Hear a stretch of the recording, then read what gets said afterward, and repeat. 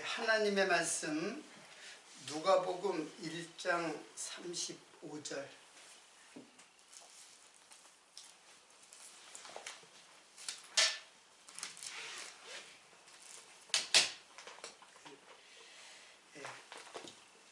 제가 봉독해 드리겠습니다. 한 절입니다.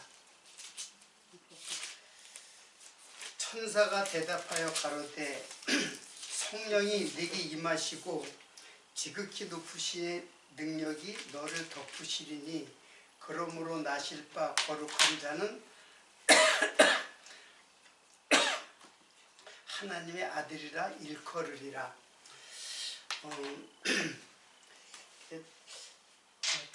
작년에 그 성탄이라고 하는 주제로다 1강을 시작해가지고 오늘 10강인데 이제 마지막 이제 그 뒤에 부분은 꼭 성탄이라기보다는 과연 예수는 누구신가, 우리의 믿는 믿음의 대상이잖아요. 근데 예수를 모르면은 그 믿음은 뭐예요? 모래 위에 세운 집과 같은 그런 이제 믿음이 될 수밖에 없죠.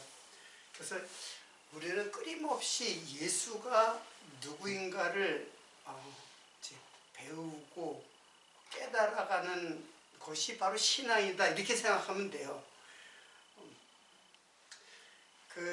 그러면서 제가 이제 성탄 이제 1강부터 시작해가지고 예수의 탄생부터 이제 공부를 했는데, 그러면서 계속 전개를 해왔는데, 제가 계속 그 전개한 내용을 보면 예수 그리스도는 하나님이다라는 것으로다가 그 개진을 해왔어요.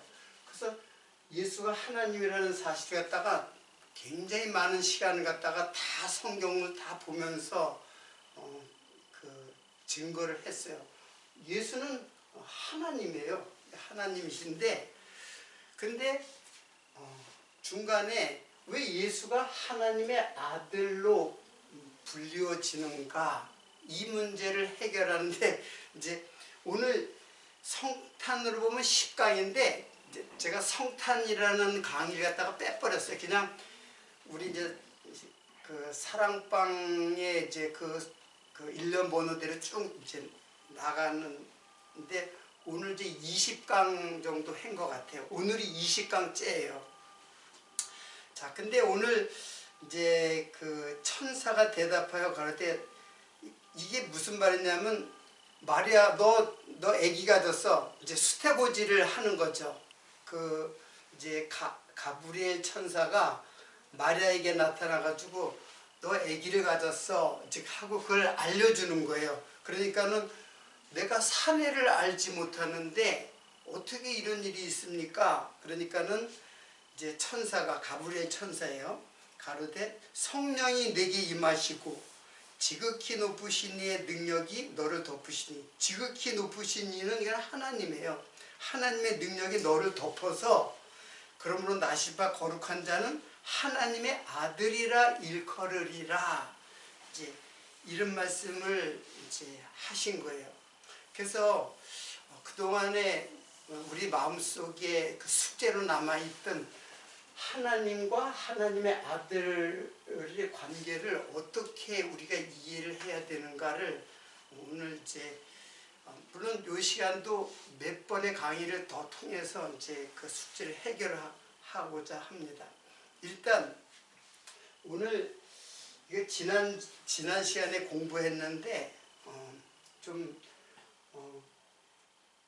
참석 못한 사람들도 있으니까는 한번 요거를 한번 보겠습니다. 계시록 다 계시록이니까는 한번 성경 계시록을 한번 보세요.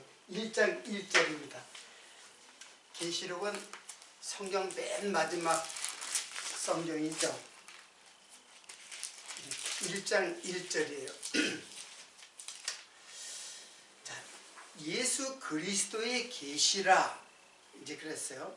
이는 하나님이 그에게 주사 반드시 속히 될 일을 그 종들에게 보이려고 그 천사를 그 종 요한에게 보내어 지시하신 것이라. 자, 계시록의 그 이제 정체성을 나타내는 구절이죠. 그러니까 계시록은 뭐예요? 예수 그리스도의 계시다, 그런 거예요. 그러니까 계시록은 예수를 계시하는 거예요. 자, 이 계시라는 말은 굉장히 중요한 말인데, 계시는 아포칼리포시스,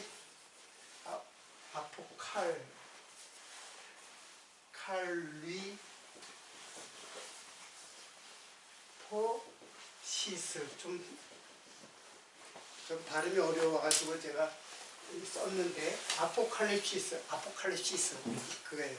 이거는 드러내다, 그리고 나타내다, 이제 나타내다, 이제 그런 뜻이에요. 그래서 이제 이거를 이제 한자용어로 이제 계시라고 이제 하는데,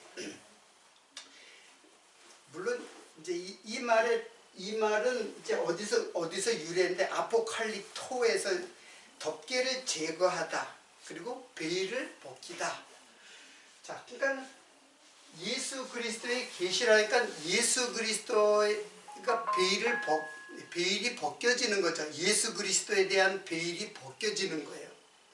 자, 계시록을 기록한 때는 이미 예수님이 돌아가신 지 한 70년 정도 지났을 거예요. 돌아가신 지. 그래서 예수는 과연 누군가, 그들이 믿는 신앙의 대상인 예수가 과연 누군가를 계속 논쟁을 하면서 이제 신앙이 이제 그 정립돼가는 때인데, 요한이 예수에 대해서 이제 계시록을 기록한 거예요. 이게 요한이 반모섬에 가서 거기서 이제 강제 노역을 하면서 거기서 계시를 받아가지고 기록한 것이 성경 맨 마지막에 성경이에요. 그래서 사실은 성경 전체는 예수에 대한 계시예요. 그래서 제가 성경의 그 구조를 공부할 때 이제 여러분들이 지나간 거에 단지 잊어버렸겠지만, 나중에 또 한 번 그걸 유튜브를 한번 참조를 한번 보세요. 그러면 더 깨달아질 거예요. 계시라는 거는 다 예수에 대한 예수예요. 성경 전체가 구약의 하나님이 예언했던 예수, 그리고 그 예수가 하나님의 아들, 그리고 결국은 하나님이라는 것을 증거하는 성령, 다 그 핵심은 예수에게 집중되어 있거든요. 자, 그렇기 때문에 계시록은 예수 그리스도에 대한 계시다.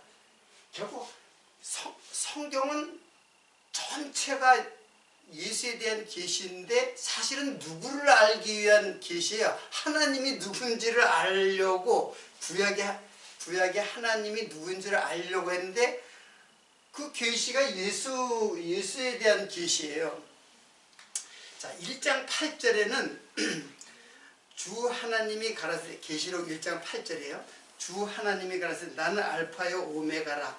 이제도 있고 전에도 있었고 장차 올 자요 전능한 자라. 여기 전능한 자, 이건 하나님이거든요. 전능한 자. 능력이 그 엘로힘이라는 말인데, 구약에는 능력이 완전한 자라는 뜻이에요. 그래서 그는 예언을 할 수가 있어요.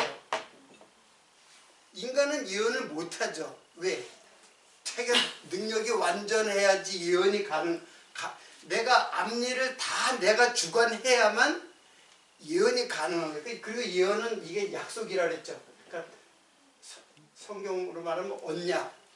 그러니까 언약하시는 하나님, 이게 전능자의 그 속성이에요. 그리고 그 언약하고 관계 있는 말이 여호와예요. 하나님의 이름인 여호와. 자, 거기 보니까는 나는 알파요 오메가라. 이것도 내가 이제 설명을 지난 시간 했는데, 알파와 그 헬라어의 시작이 알파로부터 시작해가지고 이제 오메가로 끝나요. 그래서 이 알파와 오메가는 이 자체로 상징적으로 단어 자체가 그 이제 알파벳이죠. 그 철자 자체가 시작이라고 하는 의미를 갖고 있는 그 이제 이게 뭐 스페링이라 그래야 되나 한 글자를 모르는 거예요. 그리고 오메가는 마지막이라고 하는 그러니까 이게 시작이요 끝이요 처음이요 나중이라는 말을 다 함축하고 있는 상징적인 그 글자예요. 그리고 알파 오메가를 같이 사용할 때는 알파의 오메가 지금 여기서처럼 나는 알파의 오메가다 이걸 같이 사용할 때는 이게 다 연합됐다는 뜻을 갖고 있어요. 그러니까 이 전체가 하나다라는 의미를 갖고 있는 그 이제 구절이 바로 알파와 오메가예요. 자, 그래서 예수님이 근데 계속 알파와 오메가라고 그래요. 즉 이거는 처음이요 나중이라 이거 다 설명을 다 했기 때문에 제가 이제 더 설명을 안 하지만 이게 시작이요 끝이다. 그리고 처음이요 나중이다. 이 말은 태초부터 다 같은 말이에요. 종말 이게 나다 그러는 거예요. 예수님께서 내가 태초일 뿐 아니라 종말이다 라는 말은 이 역사 전체가 내가 주관하고 내가 시작하고 내가 역사를 열어가고 그리고 내가 끝마치는 전능자다 그런 뜻이에요. 그러니까 이 말은 곧 예수는 역사를 전체를 주관한 분이 누구겠어요? 하나님이잖아요. 하나님밖에는 역사를 누가 주관해요? 그러니까는 예수님께서 이게 다 내가 주관하고 내가 이끌어가고 역사의 수레바퀴를 내가 짊어지고 이끌어가는 역사의 주인이시다. 이게 이제 예수님께서 자신을 지금 설명하는 말이에요. 자, 그런데 사실은 이거는 이런 것들은 다 땅의 개념이에요. 즉 이건 뭐예요? 이게 바로 시간 세계죠. 여기서부터 여기까지가 시간 세계란 말이에요. 즉 역사란 말이에요. 그리고 그게 땅의 개념이에요. 땅. 그러면 하늘의 개념은 뭐냐면은 이거는 영원이에요. 영원.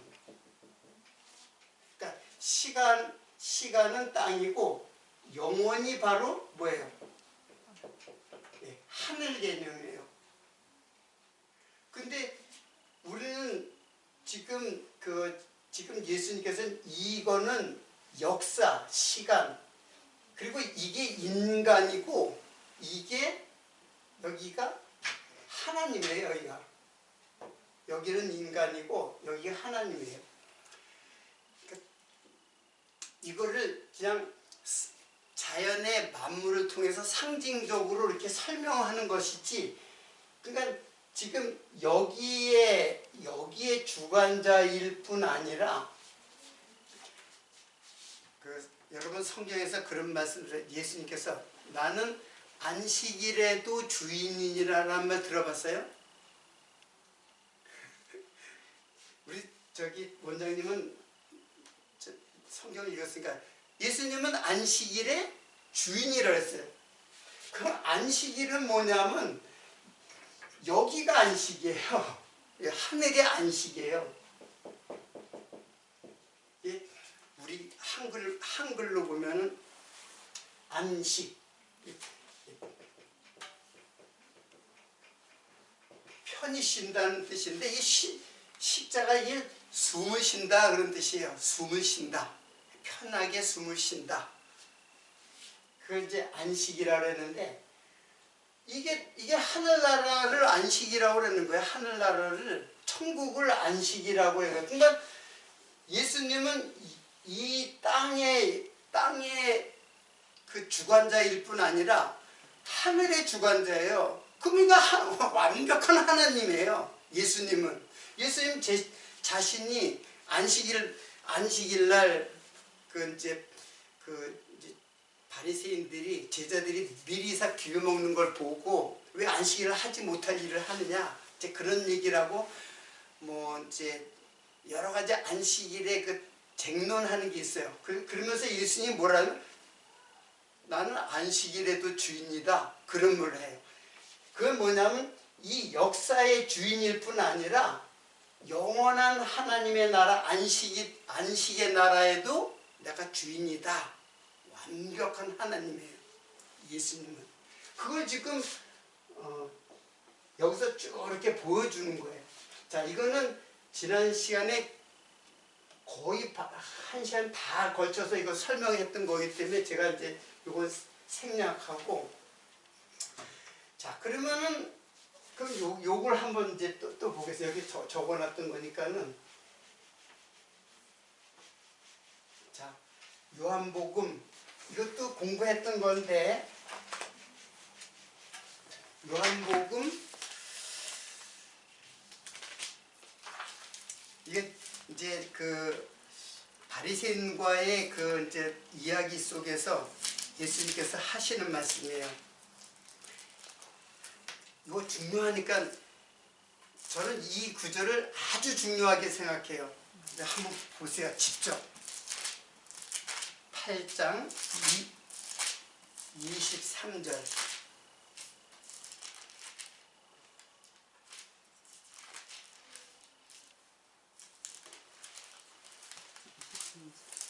8장 23절 예수께서 가라사대 너희는 아래서 났고 이거 지금 다 지웠네. 땅이죠. 인간은 다 아래서 난 거예요. 그리고 나는 위에서 났으며 나는 하늘의 존재다라는 거예요. 뭐 위에서 났다는 게 아니라 너희는 세상에 속하였고 나는 이 세상에 속하지 아니하였느니라. 그러므로 내가 너희에게 말하기를 너희가 너희 죄 가운데서 죽으리라. 자, 지금 제가 하늘과 땅을 갖다 이렇게 여러 가지 설명했죠. 이게 시간이요, 역사요, 세상이요, 그렇죠. 그리고 이게 바로 어디예요? 인생이죠, 인생. 그리고 여기는 요거에 이제 요거를 대립하면 영원이고 시간과 역사는 똑같은 거예요. 이것이 하나님의 나라, 세상 나라가 아니라 하나님의 나라. 그리고 여기가 인생이고 여기가 바로 하나님의 세상이에요. 자, 그러니까 너희는 여기서 너희는 여기 속한 자다. 그리고 나는 어디에 속한 자다. 여기에 속하지 않았다. 하늘나라에 속한 자다. 그러므로 내가 너에게 말하기를 너희가 너희 죄 가운데 죽으라. 그러니까 이것이 뭐냐면 바로 이게 죄예요. 죄. 그리고 여기가 죄의 반대는 뭐겠어요? 의죠. 그러니까 여기에는 의가 하나도 없어요. 의가 전혀 없고 오직 여기에만 의가 있어요. 그러니까 의로우신 예수님이 이 땅에 죄인의 몸으로 이 땅에 오셨다는 거예요. 그래서 너희들이 죄 가운데서 죽는다. 그런데 내가 만일 그인 줄 믿지 아니하면 너희 죄 가운데서 죽으리라. 두 번을 얘기했죠. 너희 죄 가운데서 죽으리라 하였노라. 내가 만일 그인 줄 믿지 아니하면 너희 죄 가운데서 죽으리라. 그러니까는 너희가 죄 가운데서 죽는데 이 말은 믿지 아니하면이라고 하는 말이 있어요. 그러니까 지금 예수가 내가 그인 줄 믿지 아니하면, 이게 우리 믿음의 핵심이에요. 여러분, 교회를 다닌다고 영생이 있는 게 아니에요. 교회를 아무리 많이 다니고 성경을 아무리 많이 봐도 예수가 하나님인 줄 모르면은 죄 가운데 죽는 거예요. 믿음의 핵심이고 가장 노른자위 같은 것이 뭐냐면은 예수가 누구인 줄을 아는 것이, 그게 영생이에요. 예수에게만이 영생이 있는 거예요. 그러니까 지금 예수님이 이 말을 지금 하고 있잖아요. 내가 그인 줄 믿지 않으면 너희 죄 가운데서 죽어. 그러니까 내가 그인 줄 믿으면은 어떻게 돼요? 이게 바로 영생으로 이제 하나님의 나라, 여기 하나님의 나라로 이제 가는 거예요. 그걸 지금 여기서 너무나 분명하게 얘기를 하잖아요. 그러니까 저희가 말할 때 내가 누구냐, 아직까지도 바리새인들은 몰라요. 저희가 말할 때 내가 누구냐, 예수께서 가라사대 나는 처음부터 너에게 말하온 자 아니라, 여기서 처음부터가 아르케예요. 처음부터. 그러니까 내가 처음에 지금 태초부터 말하는, 그러니까 예수님은 지금 여기로 보면, 역사로 보면은 지금으로부터 2000년이라고 하는 한 시점에 역사적 존재죠. 그렇잖아요. 예수님은 그래서 그 이제 신학적으로 히스토리컬 지저스라고 해요. 이거 역사적 인물, 역사적 예수. 이거는 뭘 말하냐면, 이 땅에, 하늘의 하나님께서 이 땅에 시간에 공간에 그리고 형체로 이 땅에 오신 예수를 말하는 거예요. 근데 예수님은 계속 했어요. 내가 태초부터 종말이다. 그럼 이 말이 이해가 안 되잖아요. 분명히 그것도 인생도 짧은 인생 33살밖에 살지 못한 짧은 인생을 살았는데 나는 태초요 종말이다. 그러니까는 지금 여기서 예수님께서 이 말을 하는 거는, 지금 내가 알파야 오메가다라는 말을 하는 거예요. 난 태초부터 너희들한테 말하고 왔어. 말하고 여태까지 태초부터 너에게 말하여 온 자다. 그분은 하나님이에요. 태초에 말씀하신 분은 빛이 있으라. 다 창조를 통해서 말씀했잖아요. 하나님께서. 그리고 창조라는 것도 제가 이제 설명을 다 했듯이 구속이라고 그랬잖아요. 그러니까는 예수님을 요렇게만 알고 있으면은 영생이 육체적으로 이해를 하는 거니까는 유대인들이 영생이 없는 거예요. 이분이 뭐다? 하나님이다라는 것을 너희가 믿지 아니하면, 그러면 너희들이 죄 가운데서 죽는 거다. 너무나 분명하게 우리 영생에 대해서 알려주고 있어요. 자, 그러면은 이제 처음으로 다시 돌아가서, 그러면 왜 천사가 이제 대답하여 그러사대 나실 바 거룩한 자는 하나님의 아들로 불리워진다 라는 말을 제가 지금 이제 숙제를 이제 밝혀주려고 하는 거예요. 그러니까 너무나 간단해요, 사실은. 이거는 태초부터 하나님의 아들이 아니에요. 태초부터 종말까지가 하나님인데, 나실 때 마리아의 몸에서 태어날 때 하나님의 아들로 불리워지는 거예요. 왜? 왜 그러냐? 이게 아들이라고 하는 거는, 이게는 이제 자손의 씨를 말하는 거거든요. 그러니까 하나님의 씨로, 하나님의 DNA를, 하나님이 오시는 거예요. 하나님이 이 땅에 내려오시기 위해서 반드시 여자의 후손으로 태어나야지만, 그래야지만 땅에 내려올 수 있지. 하나님이 그냥 내려올 수는 없거든요. 영이신 하나님, 여기는 육체잖아요. 육체로 내려오려면 반드시 뭐가 돼야 돼요? 누군가의 아들이 돼야 돼요. 그래서 여자의 그 마리아의 몸을 갖다가 육체를 빌어가지고 육체로 오시는 거예요. 그래서 하나님의 아들이라고 불리워지는 것 뿐이에요. 그래서 이 땅에서는 하나님의 아들로 계속 불리워지는 거예요. 제자들도 하나님의 아들입니다. 당신은 그리스도시요 하나님, 살아계신 하나님의 아들입니다 하고 고백을 하는 거예요. 그러나 그분은 영원한 하나님이에요. 여호와시라는 얘기예요. 이걸 믿지 않으면은 너희도 죄 가운데 죽는 거야. 예수를 정확하게 알아야 된다는 얘기예요. 예수가 누군지를, 나에게 하늘의 생명을 주시는 하나님인 줄 모르면은 너희들은 구원이 없어. 이거를 지금 알려주시고 지금 그 말씀을 하고 있는 거예요. 자, 그러면은 또 왜 하나님의 아들로 온 이유가 있어요. 하나님의 아들로 이 땅에 왜 하나님의 아들로 오셨는가? 자, 하나님의 아들로 온 거는 이제 그런 뜻에서 왔지만 왜 하나님의 아들이라고 하는 것으로 오셨는가? 자, 이거는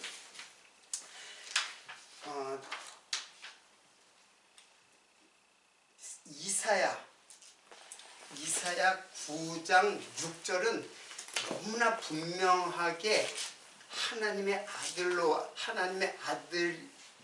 하나님께서 하나님의 아들로 왔다는 것을 분명하게 제시하고 있어요. 자, 이거 지우는 동안 여러분들 찾아보세요.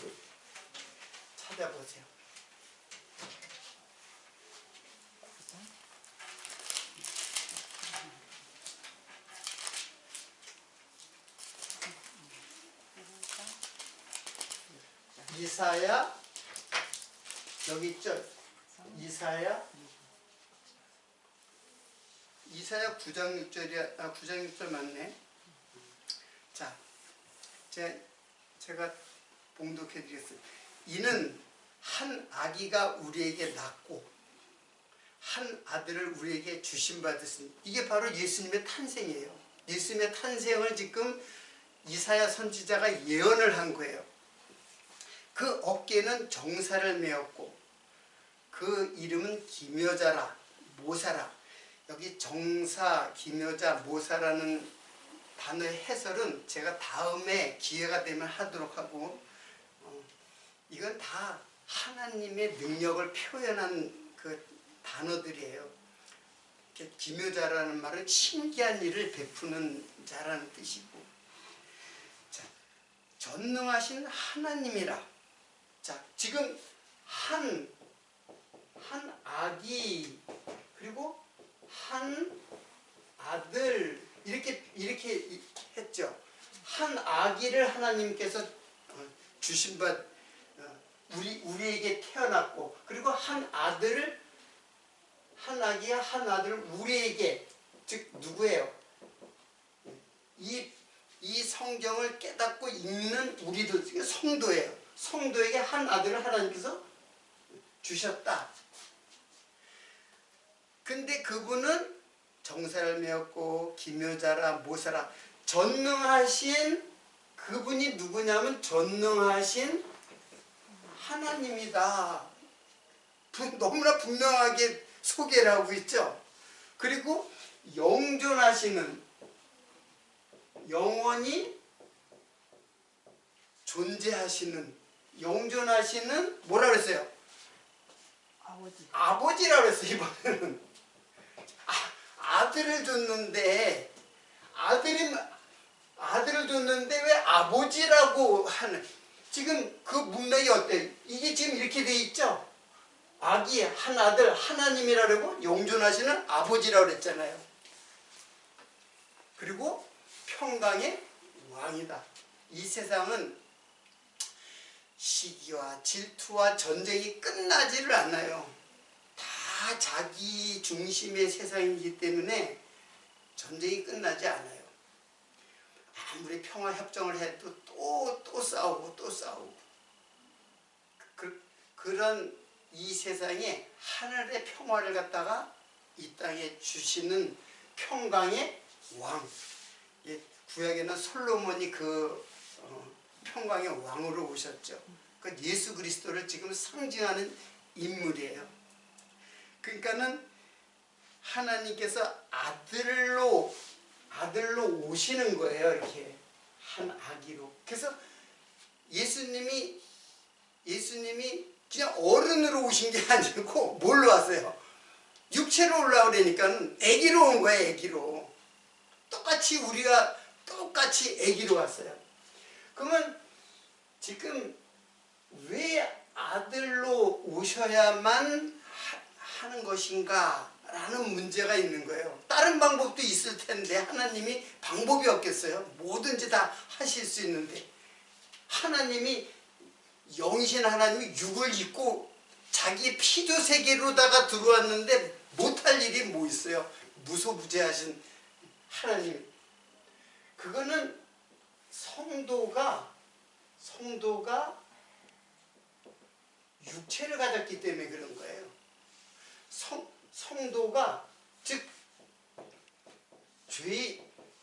죄인이기 때문에 육체를 가졌기 때문에 하나님께서 육체로 입으신 거예요. 육체로 오신 거예요. 그래야만 우리를 구원하실 수 있는 세상으로 말하면 명분이기도 하고 물론 죄물이죠. 육체로 왔다는 건 죄물로 죽으시기 위해서 왔다는 뜻이에요. 그래서 제가 죄물 얘기할 때 계속 예수님은 죽기 위해서 오신 분이다. 육체로 죄로 죽기 위해서 누구를 위해서? 우리의 죄를 대신 갚기 위해서 오신 분이 바로 하나님이 육체로 오신 예수 그리스도예요. 그러니까는 성도가 육체로 와서 이제 죄로 죽어야 할 우리를 예수님이 대신 육체가 되어서 죽으시고, 그리고 그는 하나님이시기 때문에 육체로 머물러 있을 수가 없어요. 그는 원래 영이신 하나님이기 때문에 여기에 육체에 머물러 있을 수가 없어요. 그분은 여기에 속한 분이 아니기 때문에.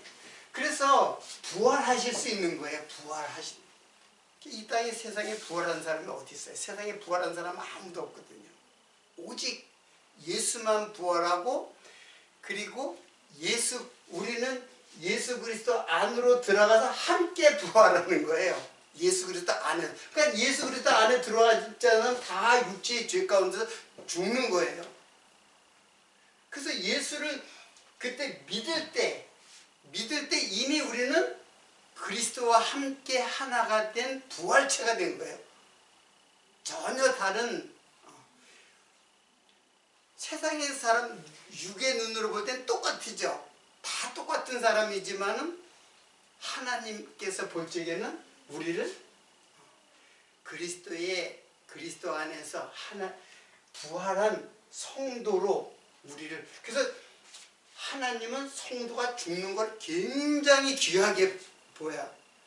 성도가 죽는 순간이 바로 부활의 순간이기 때문에 그 성도가 죽는 것을 굉장히 귀하게 시편에 그렇게 기록되어 있어요. 자, 오늘 이제 전체적으로 제가 한 10강의를 통해 가지고 의문을 계속 쌓았던 걸 갖다가 이제 오늘 이 시간에 다 이걸 해결하는 시간인데, 결과적으로 보면은 하나님의 아들을, 예수님을 하나님의 아들로 불려지게 한 거는 나를 하나님의 아들 삼으시려고, 나를 하나님의 아들 삼으시려고 예수님이 하나님의 아들로 오신 거예요. 자, 그거를 어떻게 알 수 있냐면은 로마서 8장 14절. 자, 이 구절은 많이 있는데 제가 대표적으로 몇 구절을 적었습니다. 로마서 8장 14절.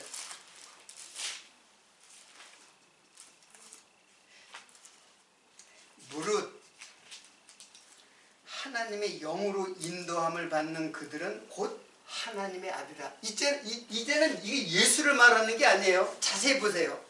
무릇 하나님의 영으로 인도함을 받는 그들은 하니까 이건 누구예요? 성도죠? 예수님이 아니에요. 그렇죠? 그들이 곧 뭐예요? 하나님의 아들이다. 그러니까 예수님이 하나님의 아들로 오신 이유는 우리를 뭐 삼으려고? 아들 삼으려고 한 거예요. 그래서 우리는 입양된 자예요. 원래는 땅에 사는 자인데 하늘로 입양된 자예요. 하늘로 입양되면은 원래 입양자는 아들하고 똑같은 법적 효력을 이제 그 권위를 갖거든요. 상속도 똑같이 받아요. 아들과 같은 거예요. 그러니까 땅의 존재를, 육체의 땅의 존재를 하늘의 존재로 삼기 위해서 예수님이 아들이 되신 거예요. 우리를 아들 삼으려고. 자, 지금 제가 개진하는 이제 도식을 좀 이해를 하실 수 있겠어요? 네. 자, 갈라디아서 3장 26절을 한번 보겠습니다. 너희가 갈라디아서 3장 26절입니다. 너희가 다 믿음으로 말미암아 다 찾아보세요. 이거 여기 있는 구조들은 굉장히 다 중요한 구조들이니까는 갈라디아서 3장 26절. 자, 제가 그러면 읽어드릴게요. 너희가 다 믿음으로 말미암아 그리스도 예수 안에서 하나님의 아들이 되었으니, 다 예수의 믿음 안에서, 그 예수 그리스도의 믿음 안에 들어가는 것이 하나님의 아들이 되었으니 그랬잖아요. 예수 안에서. 그러니까 예수를 떠나면은, 예수 안에 들어있지 않으면 다 멸망이에요. 다 죄 가운데서 죽는 것이 있고. 그러면 예수 안에 어떻게 들어가요, 우리가? 개체와 개체로. 그러니까 육체로 있을 때는 못 들어가죠. 제자들도 못 들어갔어요. 예수님하고 같이 공생을 했지만은 예수님이 죽으실 때 다 도망갔잖아요. 그러니까 예수와 함께 하지 못했어요. 그러니까 육체로는 예수와 함께 하지 못해요. 예수님도 육체로 있을 때는 어떻게 예수 속에 예수가, 나도 한 개체인데 어떻게 예수 속에 들어갈 수 있어요? 뭘로만 들어갈 수 있어요? 예수가 죽으시고 오순절 성령이, 그 오순절 성령이 바로 예수 그리스도의 영이에요. 그 영이 제자들과 120문도, 당시에 120 성도들 속에 들어간 거예요. 요게 바로 그리스도예요. 그리스도의 영. 그래서 그리스도의 영은 부활의 영이기도 하고, 예수를 증거하는 영이기도 하고, 예수를 믿게 하는 영이고, 그래서 영이 다 우리를 갖다가 하나로 묶는 것이지, 육체로 예수를 알고 육체로 믿고 육체로 이해하고 현실적이고 육체적이고, 유대인들은 민족적이고 이런 거 다 예수를 육체로 아는 거예요. 육체로.